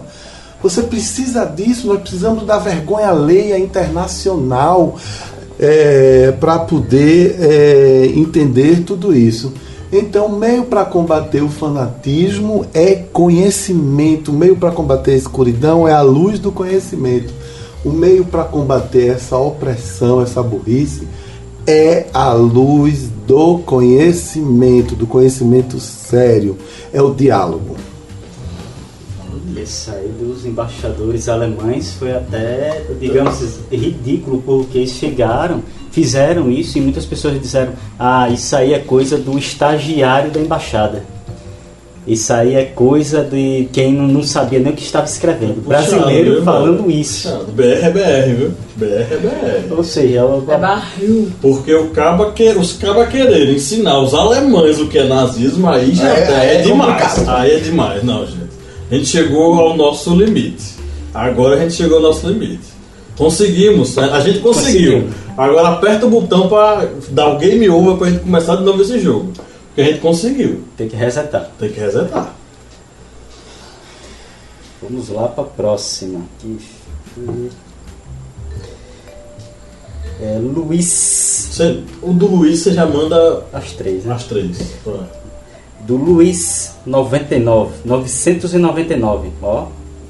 Luiz 999. Ele mandou 3 questionamentos aqui. Vamos lá. Acessibilidade para deficientes nas cidades. A próxima: mulheres e o exercício dos direitos políticos no Brasil. Opa. E explicar a política de cotas raciais e sociais para os desinformados que falam de meritocracia. Pronto, 3 temas aí pra gente falar. Sobre essa questão de acessibilidade, eu moro em Petrolina e já vejo uma evolução na cidade. Pois os prédios públicos agora, quando eles fazem, por exemplo, toda sua estrutura de calçada, de entrada, todos esses prédios, nós vemos tanto rampas para acesso de pessoas cadeirantes. E vemos também as calçadas, elas já têm as demarcações para pessoas com deficiência visual. Muitas pessoas nem entendem que aquela calçada ali com aquelas ondulações, aqueles sistemas para pontinhos, tudo, não pensam que é só uma coisa decorativa, mas não é. Aquilo ali é exatamente para pessoas que têm a deficiência visual. Isso aí vemos em Petrolina, uma cidade que infelizmente também tem muitas calçadas que são praticamente uma guerra de tanto buraco, mas nós já vemos aí que as autoridades públicas elas já estão tomando essas medidas. É uma medida, logicamente, que está em seus inícios, mas nós já vemos o interesse político para resolver, digamos, o problema de acessibilidade. E tem lei para isso também, né? E tem lei. Tem lei. Se você descumprir, qualquer estabelecimento descumprir, é multa. Uma coisa que eu queria muito ver aqui, que eu vi fora do país, era o semáforo com um alarme para cego. Tinha um tempo para ele saber que estava aberto e tinha um tempo para ele saber que fechou. Eu achava o máximo, até porque eu ficava distraída no celular e eu usava também, né? Apitou, andando e conversando no celular. Não correu o risco de ser atropelado, era só um comentáriozinho mesmo. Caros historiantes que estão ouvindo esse podcast, e você que não é historiante, mas estava aí pesquisando coisa para ouvir no SoundCloud e acabou caindo, ou então quem estava zapeando na internet e acabou acessando o historiante e viu lá o podcast. É o seguinte: as cotas elas não existem para tirar vagas de brancos na universidade. O que acontece é que, dentro das vagas que são oferecidas, uma parte delas é destinada para a concorrência de pessoas que querem ser cotistas. E eles competem entre si para acessar aquele tipo de vaga.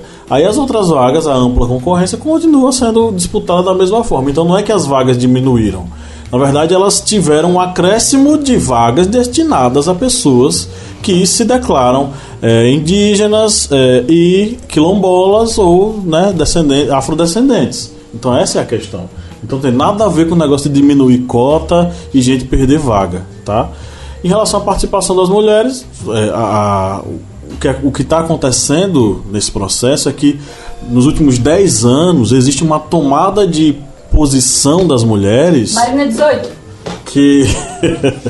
Uma tomada de posição das mulheres onde elas estão entrando, é como se fosse uma guerra de trincheiras. Elas estão tomando sua posição diante dos machismos, diante dos preconceitos, e elas estão tomando seus espaços. Então essa discussão, esses debates estão cada vez mais fortes. Na última década as mulheres conseguiram cada vez mais representatividade, seja na questão política, seja na questão social, seja na questão ideológica, lutando contra ideologias que são contra ela. O empoderamento feminino. E temos aqui também uma pergunta de Marina Areskazenave. Não sei se estou pronunciando corretamente, mas ela questiona: dados sobre quem tinha acesso à educação, saúde e segurança na ditadura, para acabar com essa desinformação. Assim,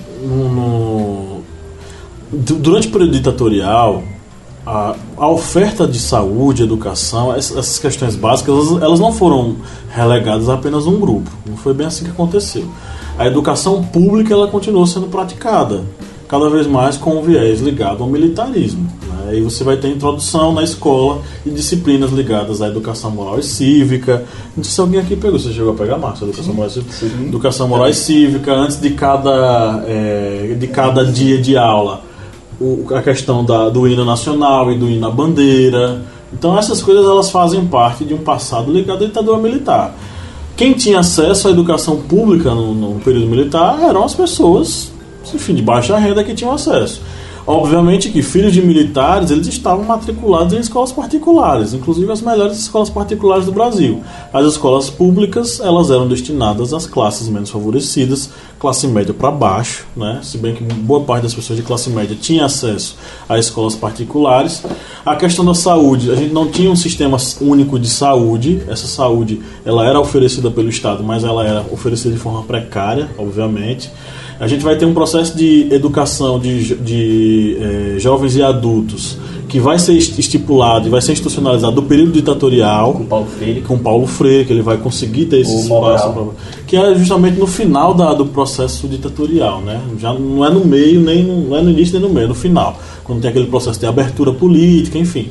Só que assim, eram políticas voltadas para as classes menos favorecidas, mas que não era assim, tipo, uma grande educação voltada para a população, era educação tecnicista, porque eles queriam gente para trabalhar nas obras, eles queriam mão de obra, entendeu? A questão da saúde, não existia um sistema único de saúde tal qual nós temos hoje. O sistema único de saúde tem 28 anos, não chegou nem a 30 ainda, entendeu? Então é um processo muito recente, que é já no finalzinho da ditadura militar.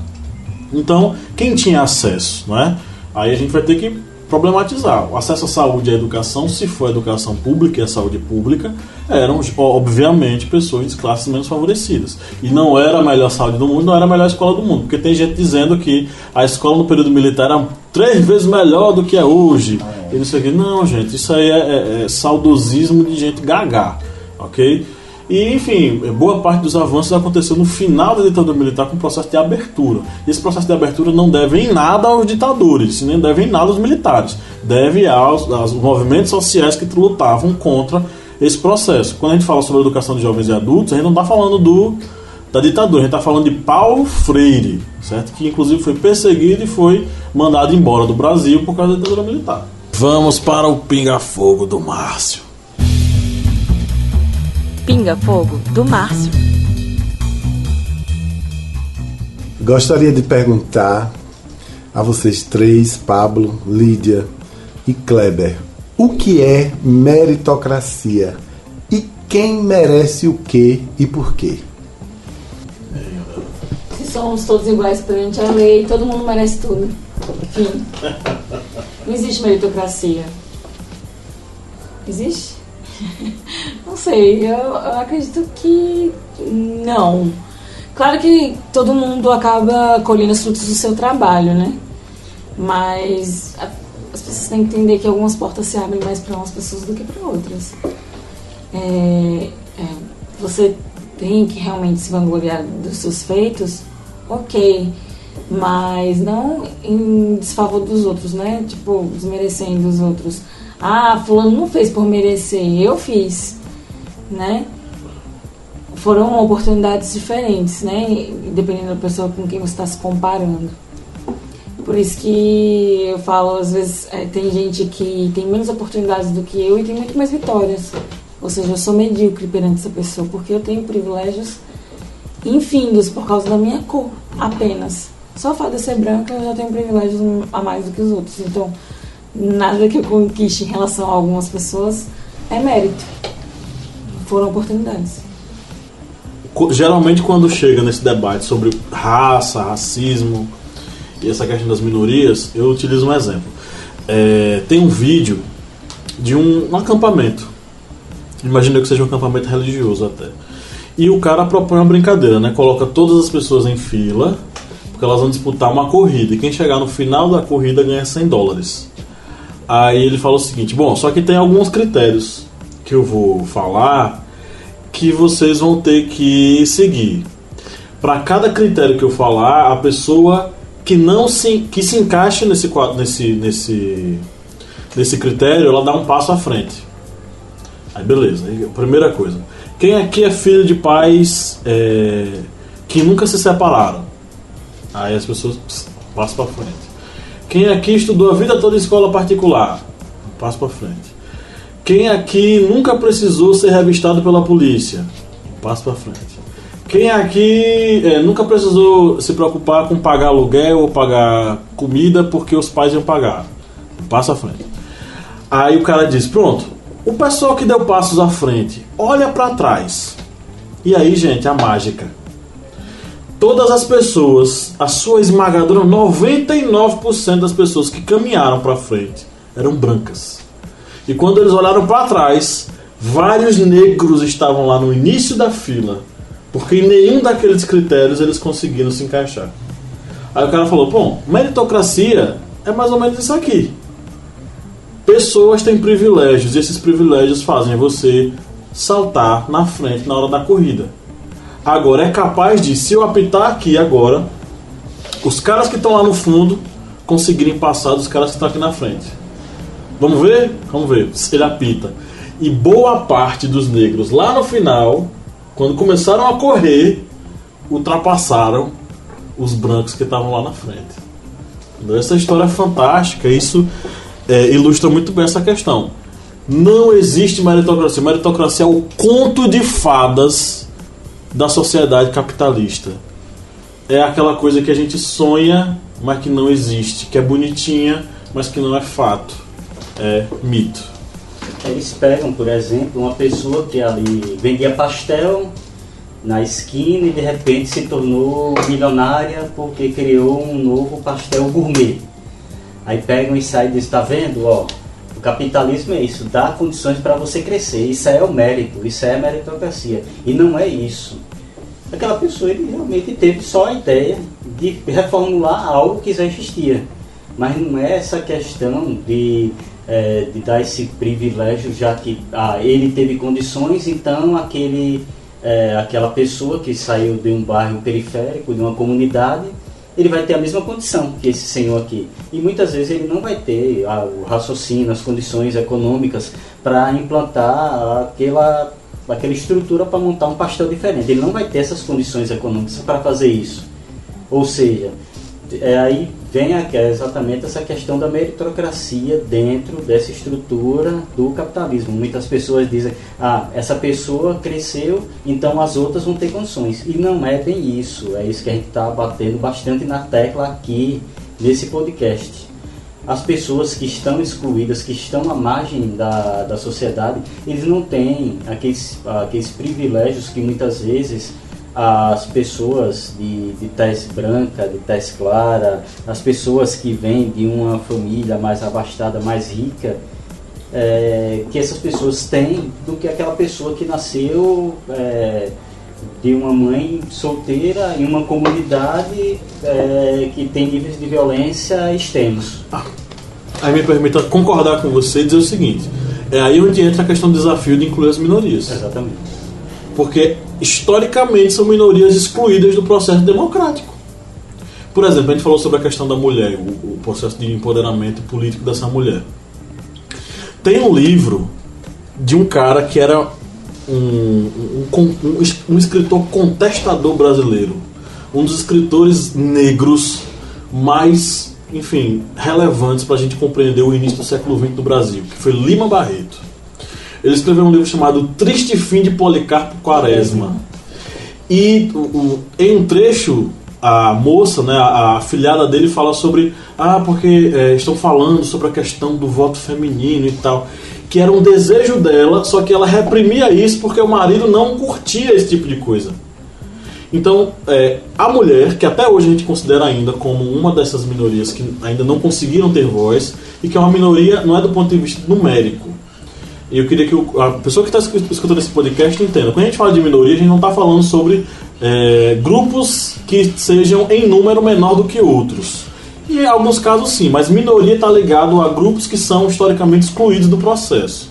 E a gente fala sobre minorias, pessoas cerceadas de seus direitos, enfim.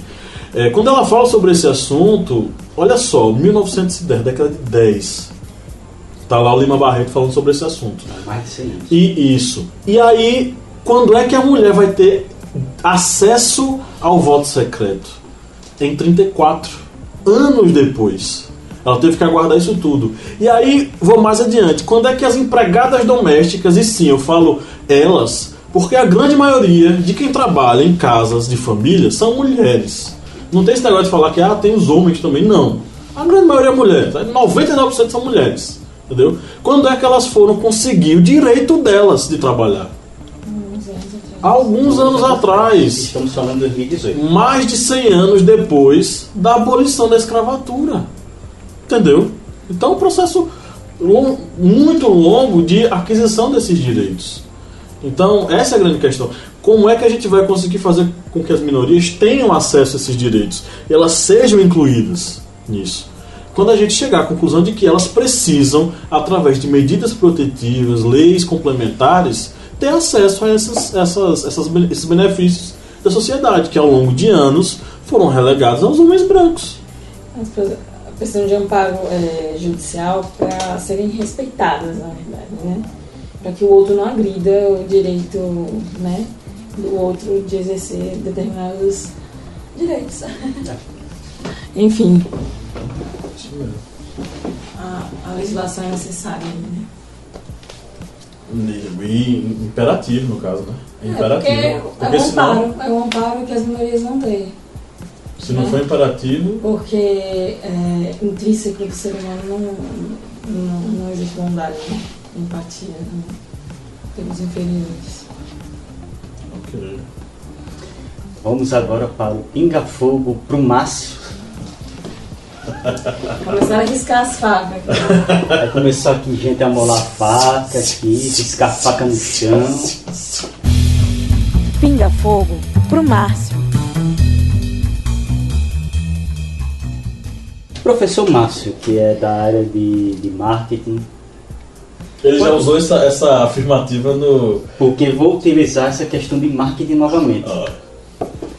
Quando nós vemos canais de TVs em suas novelas, minisséries, que eles colocam pessoas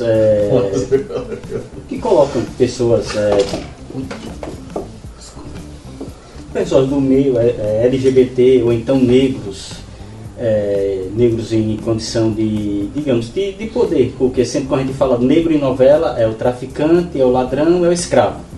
Empregado doméstico. Quando a novela, esses meios de comunicação colocam em novelas, filmes, minisséries, o negro em uma condição de poder, digamos, em cima ali da nossa pirâmide social, e pessoas também da comunidade LGBT também nessas condições de, digamos, de estar acima dessas classes sociais. É uma estratégia exatamente de inclusão dessas minorias, para as pessoas verem que essas pessoas elas podem ser incluídas dentro dessa sociedade sem preconceito, ou é apenas uma estratégia de marketing para ter novos consumidores? As novelas, elas raramente, Kleber, elas vão inovar. Raramente elas vão ter um conteúdo, uma linguagem mais moderna, mais dinâmica. Raramente elas vão ser um farol que vai iluminar uma sociedade complicada como a brasileira. Novela não foi feita para ser boazinha com o público. Novela foi feita para ser doce de leite, para ser café com açúcar. São personagens que todos nós sabemos, os vilãs, as vilãs e os mocinhos e tudo mais, né? Tem algumas tentativas dramatúrgicas que tentam quebrar isso, mas a novela brasileira, como a Rede Globo aí sempre fez e está fazendo ainda, se você for ver, repete o mesmo roteirinho romântico, sobe e desce, de riqueza, de pobreza, de amor e de paixão, que vai vir e que vai e volta. Os negros e os LGBTs eu considero os heróis da resistência que estão enfrentando esse sistemão.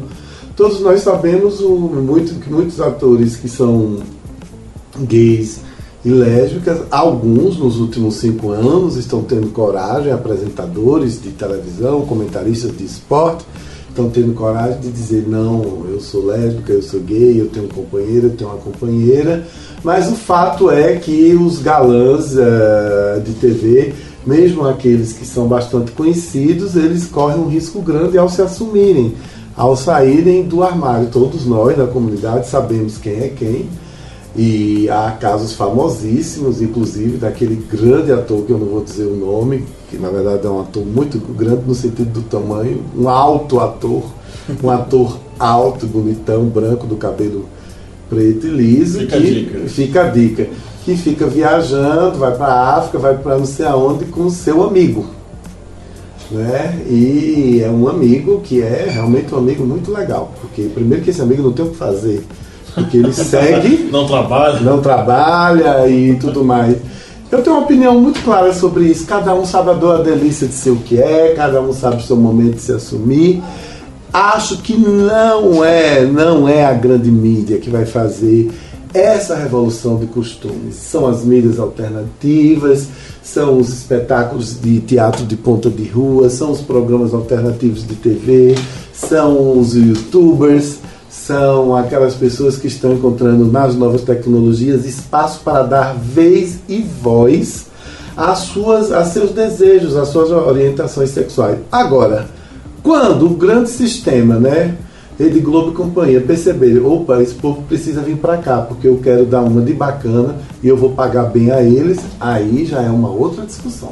É um toque de realidade, né, no caso, assim, ou um empurrão. Eu falo isso por causa da novela agora, Segundo Sol. Sim. Eu lembro da polêmica por ser uma novela que se passa na Bahia e os personagens principais todos eram brancos. E aí gerou uma certa polêmica, disse cadê a inclusão? Cadê a inclusão? Falando aquele baianês, né? Bem. Cadê a inclusão dos negros? Por que a novela só com brancos? Por que não coloca personagens negros nessa novela? Ou seja, gerou uma certa polêmica. É inclusão, né, no caso, você... Olha, gente, pelo amor de Deus, eu não gosto, na verdade não é nem eu gosto, não é questão de gostar ou não gostar, eu tenho preguiça de discutir sobre essa questão de novela. Sabe por quê?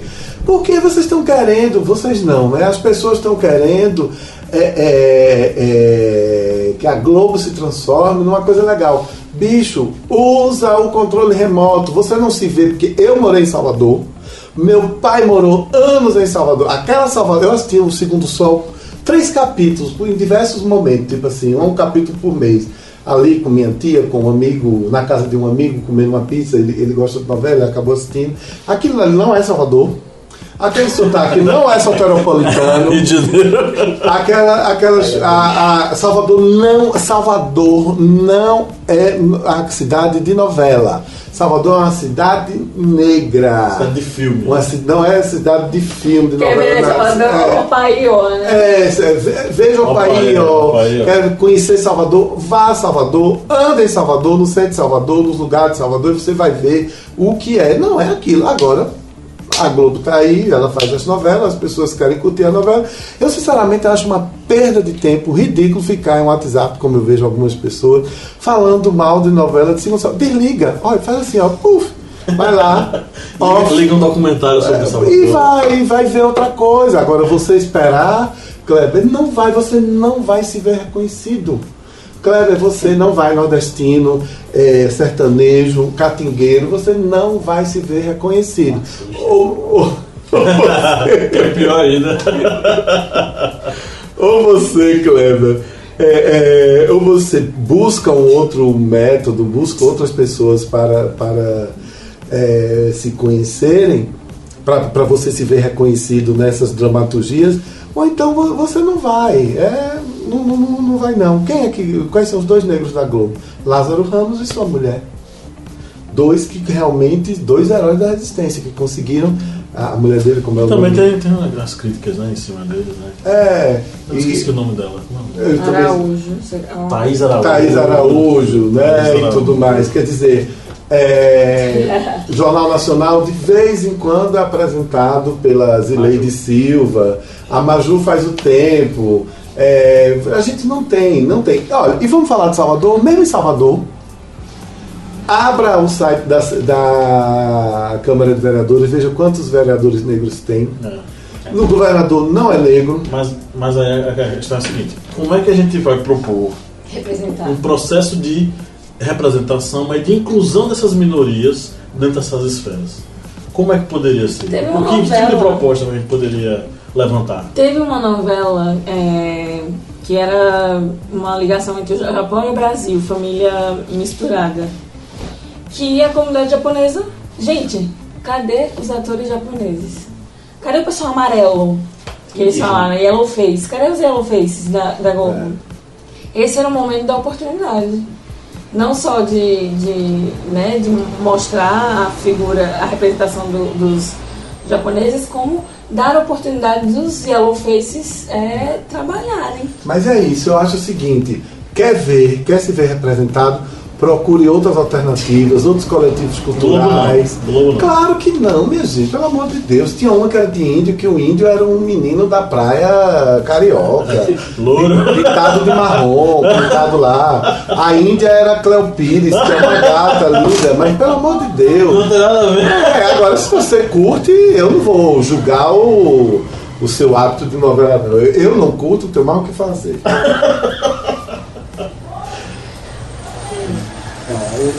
Não, essa aí só Vocês são dois pra cortar esse danado desse podcast. Fala, meu amigo.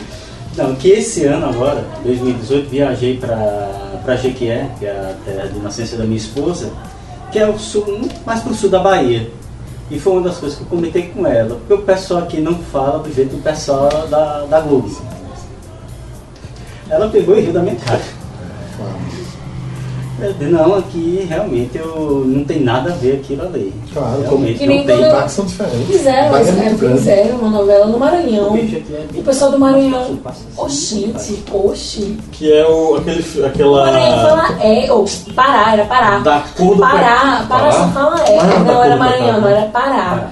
A última novela que teve era Pará.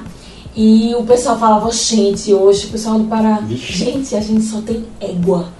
Tá surpresa é égua, quer xingar é égua, quer elogiar é égua. É a questão, é a entonação do égua. Égua. Nós tínhamos uma colega que era do Maranhão. E aí, não sei se vocês sabem, Maranhão e Pará, eles são meio que irmãos culturais que não se curtem. Eles não se curtem, entendeu? Tem até aquela questão do boi. Tem uma norte e outra nordeste. No Maranhão é o Bumba Meu Boi e no Pará é o Boi Bumbá. Então, eles são uma rixa desgraçada em relação aos dois bois. E a gente tinha essa colega do Maranhão que tudo dela era égua. Égua! E a gente achava engraçado, e ela achava engraçado da gente o oxi, que ela não usava o oxi.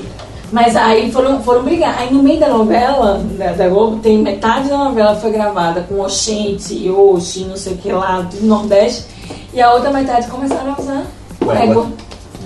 E a trazerem gente do Pará.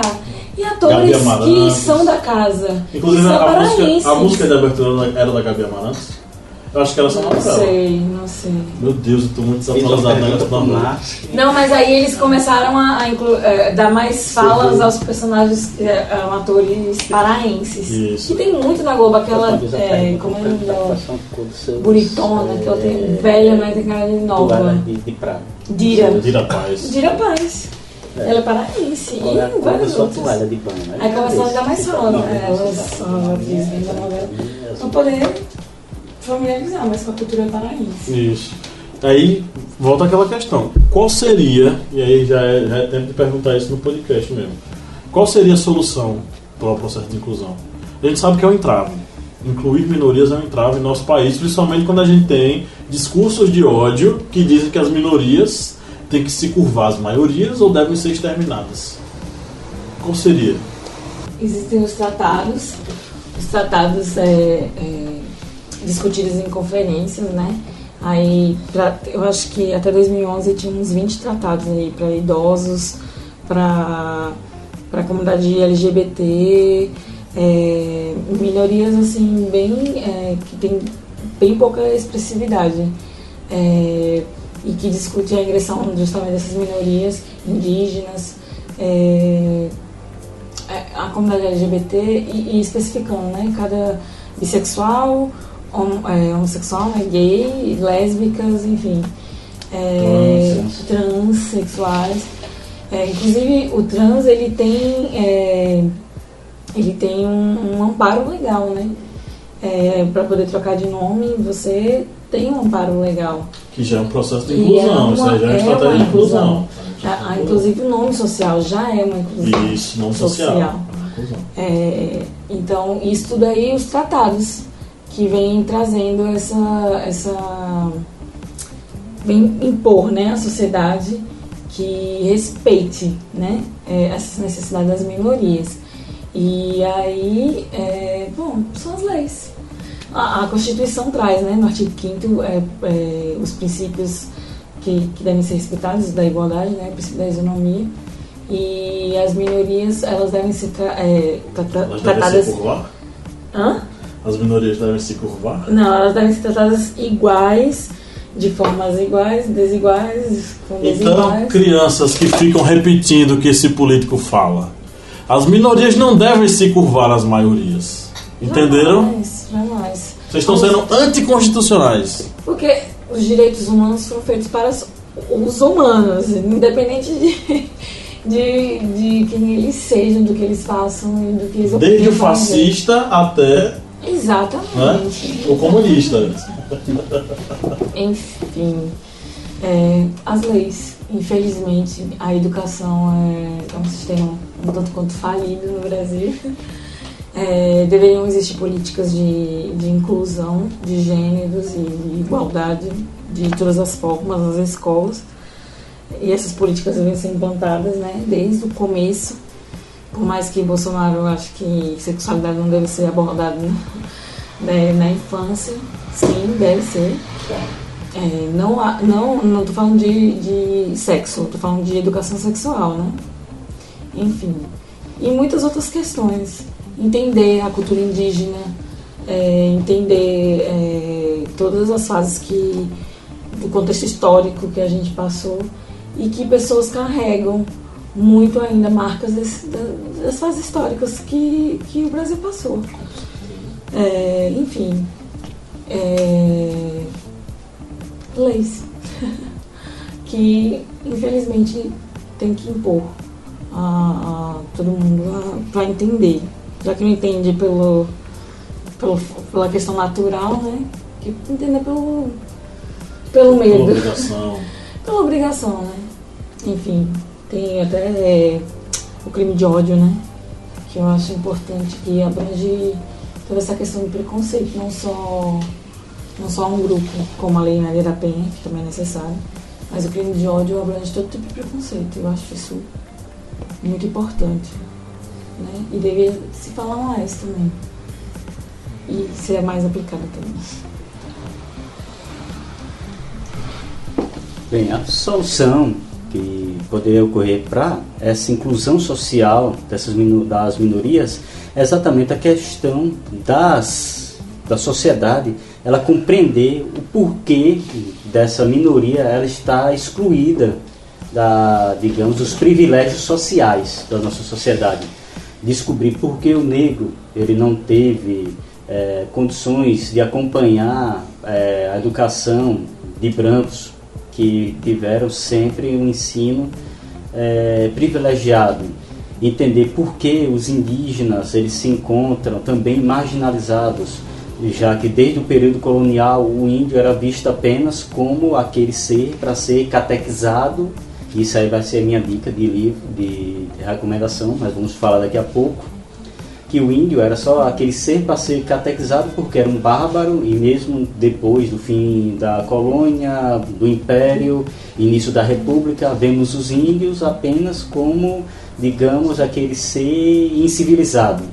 E isso não pode ser visto dessa forma. Todos temos que ver as diferenças das minorias para compreender que essas minorias eles acabaram ficando à margem exatamente devido às condições tanto de acesso à educação, a trabalho, ou seja, todo aquele aparato social que ficou sendo privilégio de uma elite dominante. Eu sugiro que esse processo ele seja resolvido com educação, sim, e um processo onde a escola seja cada vez mais inclusiva, onde ela possa aceitar cada vez mais o diferente e faça com que as pessoas aceitem esse diferente e descubram que elas, ditas normais, entre aspas, também são diferentes. E que nós somos uma sociedade feita por diferentes que devem se relacionar. Então, quanto mais inclusiva for a educação, mais nós teremos uma sociedade igualitária e que pensa de forma igualitária, e menos divisões sociais teremos. Então, o sistema de cotas ele foi necessário, ele é necessário, não é o melhor meio, mas é o meio mais eficaz para a gente resolver esse processo do ponto de vista educacional. Agora a gente fala sobre também cotas em concursos públicos. Eu também acho que isso é necessário, até porque a questão da distribuição do capital intelectual ela tem que ser seguida pela divisão do capital monetário mesmo, entendeu? Então, de fato, isso tem que existir, e que cada vez mais negros, LGBTs, as mulheres, os deficientes, os indígenas, eles tenham mais representatividade enquanto cidadãos. E isso perpassa você votar consciente e votar em pessoas que estejam ligadas a esses anseios populares, pessoas que tenham esses anseios ligados à questão da defesa dessas minorias e, de fato, de respeitar os anseios dessa população dentro da Câmara dos Deputados, do Senado e da própria cadeira do Presidente da República. Então, galera, a gente vai agora para a nossa rodada de indicações. Dicas culturais. O bicho já chegou pegando o microfone, velho. Que é meu. Diabo, lá. Quem vai começar? Kleber já estava encostado em mim. Eu me assustei. Não, minha recomendação é apenas um filme, para vocês entenderem exatamente a questão do que ocorre quando uma minoria ela acaba sendo oprimida, que é o documentário Ex-Pajé, que ele fala exatamente de uma tribo indígena que ela tem a presença de um missionário cristão, e ele acaba fazendo a conversão dos vários membros da comunidade, e os membros da comunidade acabam vendo o pajé, que é aquela figura que era tão sagrada, representativa para a tribo, como um ser que adorava o mal, que adorava o demônio. Ou seja, isso aí acaba fazendo com que o pajé ele seja praticamente forçado a se converter ao cristianismo, exatamente, e aí vem o nome do filme, Ex-Pajé. É um filme que eu não vou comentar mais porque eu não gosto de dar spoiler, mas eu recomendo exatamente para vocês entenderem que as minorias elas acabam muitas vezes sendo massacradas por aqueles que acreditam que são os donos da verdade, que são aqueles que são os cidadãos de bem. Eu vou fazer uma sugestão ligada à questão do posicionamento feminino na sociedade e em como essas mulheres elas continuam sendo cerceadas em uma série de questões. Geralmente eu falo sobre o caso dessa mulher toda vez que eu dou aula sobre Brasil República, e é a Anaíde Beiriz, que foi uma intelectual paraibana, e ela se envolveu amorosamente com um cara que teve o azar de ser perseguido, inimigo político do Fernando Pessoa não, João Pessoa. Fernando Pessoa não odiava ninguém. Até hoje nós sabemos. João Pessoa, ele era inimigo desse advogado, que era o João Dantas, e João Dantas, se apaixonou por essa moça, Anaíde Beiriz, e ela por ele. Anaíde Beiriz era uma moça negra, professora, poetisa, membro de um movimento literário paraibano chamado Os Novos, e ela era uma mente libertária no momento de uma sociedade brasileira muito fechada, e ela era inclusive muito respeitada no círculo literário paraibano. E, enfim, uma mulher à frente do seu tempo. A escrita dela era uma escrita erótica, uma escrita muito apaixonada, uma escrita apaixonada e apaixonante. Ela era uma mulher que gostava de viver esse amor, e em determinados momentos pessoas que tiveram contato com ela, familiares, dizem que ela era uma pessoa muito romântica. Então acabou que no final das contas ela foi, enfim, entrou nesse joguete político e acabou, diante do assassinato do João Pessoa, e aí pessoas foram lá e mataram o João Dantas, que era o amor da vida dela, ela acabou cometendo suicídio. A minha sugestão é que vocês comecem entendendo a história dela através do filme Paraíba Mulher Macho. Ok? Acho que é essa, Paraíba Mulher Macho. É um filme brasileiro, só que é um filme que erotizou muito ela. É com Tânia Alves. E aí tem cenas muito sensuais, exageraram muito, inclusive os familiares da Anaíde disseram que pesaram muito a mão em relação à questão da erotização. Ela era libertária, mas naquele ponto impossível, né? Ela era uma moça que tinha seus pudores, enfim, apesar de ela escrever com uma paixão enorme, né? Começa com esse filme e dá uma pesquisada no documentário que tem no YouTube sobre a Anaíde Beiriz. É rapidinho, é fácil de encontrar. Inclusive foi um documentário feito pela Universidade Estadual da Paraíba, que conta um pouquinho a história dela e fala um pouquinho sobre os versos dela, né? Tem alguns professores e familiares, né, que falam sobre esse assunto. E é uma história assim que eu fico muito triste sempre que eu falo, porque ela teve a sua vida cerceada aos 25 anos de idade, gente.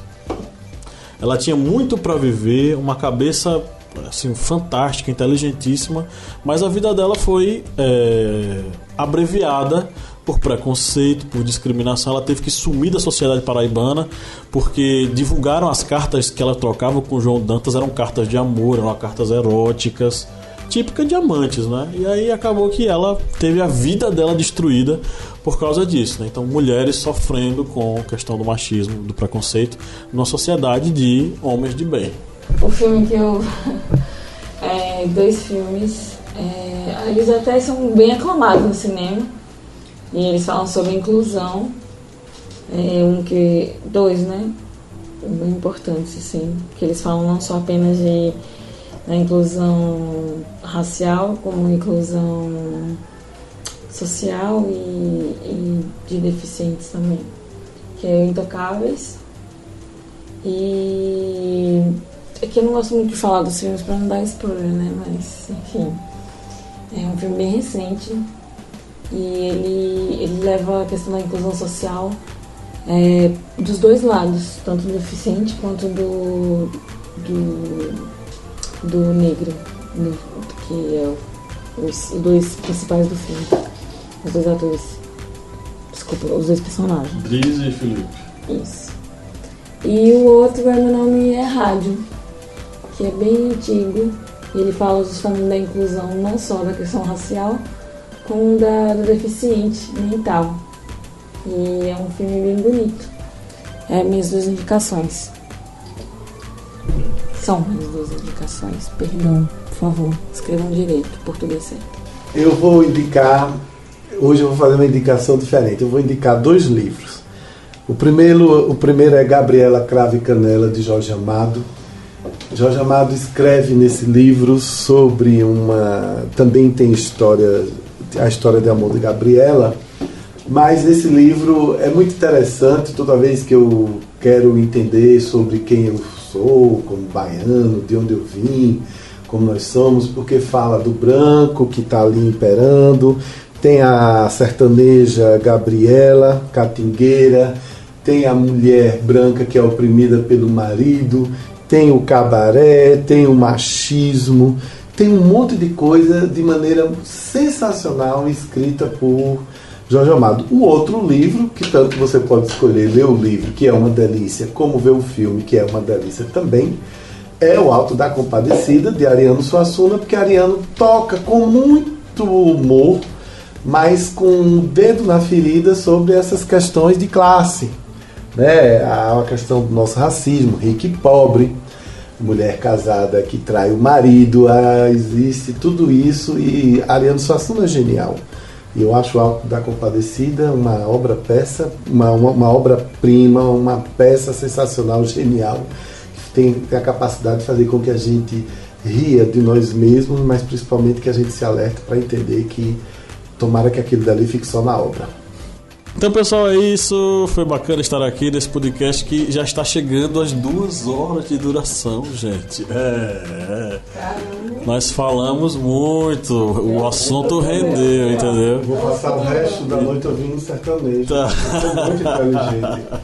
É isso aí. Então... Eu ouvi uma crítica aí das minorias. Então, pessoal, valeu, um grande abraço, espero que vocês tenham entendido tudo.